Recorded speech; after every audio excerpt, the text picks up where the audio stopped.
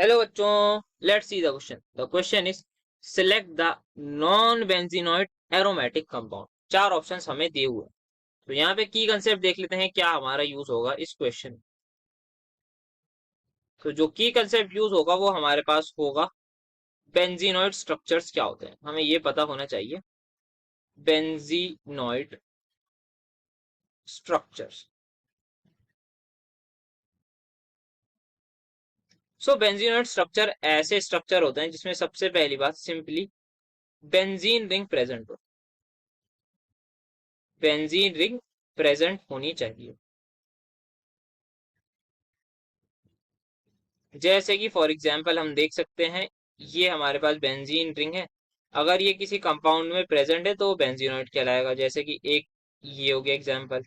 एक एग्जांपल हम कह सकते हैं ये बना सकते हैं हम एक एग्जांपल, यहाँ पे पाई बॉन्ड, यहाँ पे पाई बॉन्ड, एंड देन यहाँ पाई बॉन्ड यहाँ। तो ये एक एग्जांपल है मेरा बेंजीनॉइड स्ट्रक्चर का। सो इसमें बेंजीन रिंग प्रेजेंट होनी चाहिए। अब हमसे पूछा जो गया है वो पूछा गया है नॉन बेंजीनॉइड एरोमेटिक रिंग। मतलब सबसे पहले कंपाउंड एक तो होना चाहिए, एरोमेटिक कंपाउंड होना चाहिए। दूसरी चीज जो इन्होंने कही है वो कही है कि नॉन बेंजीनॉइड हो, मतलब इनको बेंजीनॉइड स्ट्रक्चर नहीं चाहिए। Non benzenoid. सो हमारे पास मतलब ये जो बेंजीन रिंग्स हैं ये प्रेजेंट ना हो, ये कह रहे हैं। सो फर्स्ट ऑप्शन हमारे पास जो है हम देख सकते हैं यहाँ पर फर्स्ट ऑप्शन में ये हमारे पास बेंजीनॉइड। यहाँ पे क्या ये एरोमेटिक है यानी सबसे पहले इसकी बात करते हैं। तो जो ऑप्शन ए है हमारे पास उसको ड्रॉ करते हैं यहाँ पे। तो सबसे पहले क्या ये एरोमेटिक है या नहीं? सो सबसे पहले ये एरोमेटिक नहीं है। वाई? बिकॉज ये पहली चीज ही फुलफिल नहीं कर रहा है जो एरोमेटिसिटी की है, जो कहती है कि complete ring in conjugation. Complete ring in conjugation ये ही फुलफिल नहीं कर रही है ये चीज।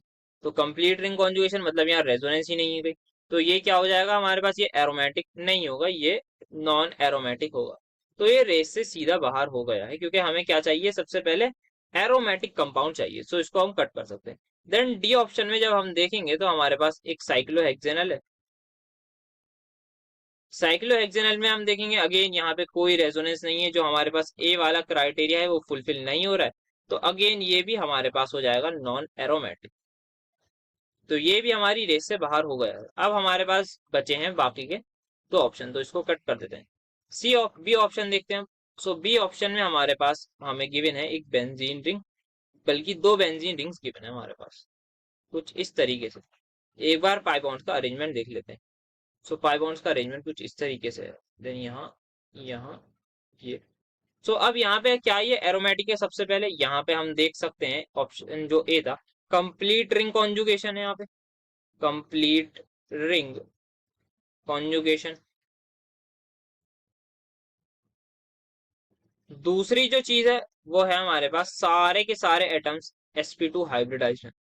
और तीसरी चीज जो हकल्स रूल्स की सबसे इंपॉर्टेंट है कि इसमें हमारे पास 10 पाई इलेक्ट्रॉन्स हैं।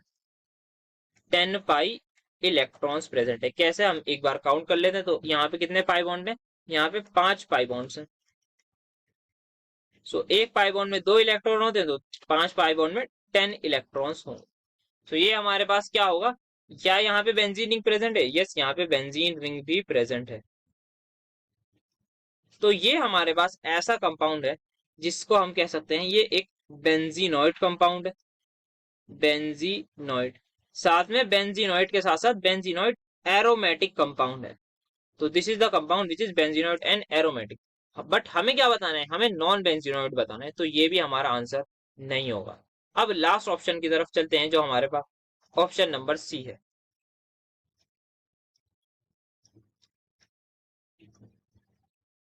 ये हमारे पास इसका स्ट्रक्चर आ गया। ये नाइट्रोजन है। अब यहाँ पे सबसे पहले हमें क्या देखना है, क्या ये एरोमेटिक है या नहीं? सो यहाँ पे हम देख सकते हैं क्लियरली एक चीज। यहाँ पे हमारे पास नाइट्रोजन है, यहाँ पे इसने पाई बॉन्ड बना रखे हैं एंड ऑल। सो यहाँ पे रेजोनेंस प्रेजेंट है। Yes, we can clearly see यहाँ पे ये बॉन्ड इधर शिफ्ट होगा, ये बॉन्ड इधर होगा, ये बॉन्ड इधर शिफ्ट होगा। सो यहाँ पे कंप्लीट रिंग इन कॉन्जुगेशन हम कह सकते हैं। सो यहाँ पे complete ring in conjugation, complete ring in conjugation है।